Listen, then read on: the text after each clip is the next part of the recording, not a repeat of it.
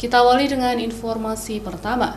Saudara, mantan Menteri Kesehatan Republik Indonesia Dr. Terawan Agus Putranto resmi diberhentikan permanen sebagai anggota IDI.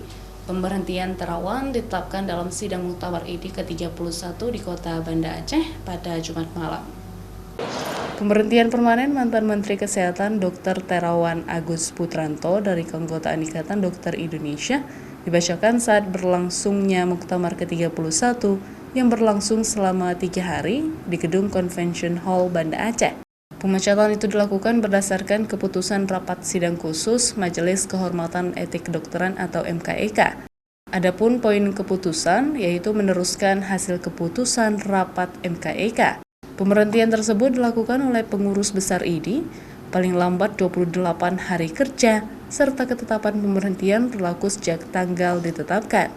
Menetapkan pertama, meneruskan hasil keputusan rapat sidang khusus MKEK yang memutuskan pemberhentian permanen sejawat Dr.